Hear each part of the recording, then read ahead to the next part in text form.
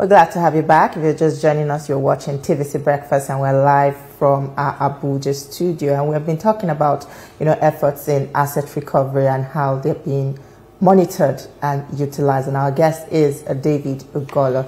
Now, speaking about asset recovery and, legislations that have been put in place to monitor this, the Senate has passed the Proceeds of Crime bill, which you mentioned earlier, but it seems that this act does not adequately address the complexities of asset recovery and management in Nigeria. Should the advocacy now be new legislations or strengthening existing laws? Yes, the Proceeds of Crime law that was passed, which is now the POCA law, the framework, again deals with some of the issues on issue of asset recovery and management. You cannot use one law to answer all the problems. But the most important thing is that Nigeria have a law that takes look at how proceeds of crime can be retrieved and how it can be managed. And the law deals with all the challenges of the role and task of the various anti-corruption agencies. And it also deals with the issue of when the asset is recovered, how it is going to be utilized. So the law deals with those challenges. And for us, there are areas that will still require some reform in the law.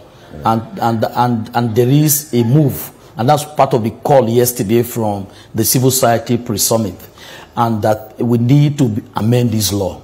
And that's part of the things that we'll be doing advocacy around, particularly in strengthening the issue of management.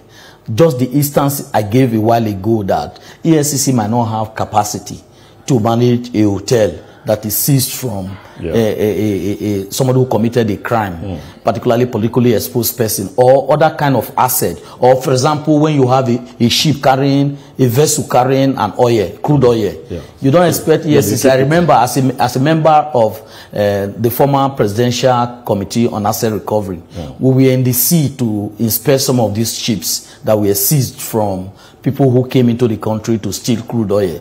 I wonder EFCC having that capacity to do that. But so there could be an agency, and that's why we are saying that there should be kind of a central agency in Nigeria that could have capacity to do the management of those assets, and it can become a good source of revenue for the country. If you look all the various part of EFCC offices across the country, you see the asset they have seized.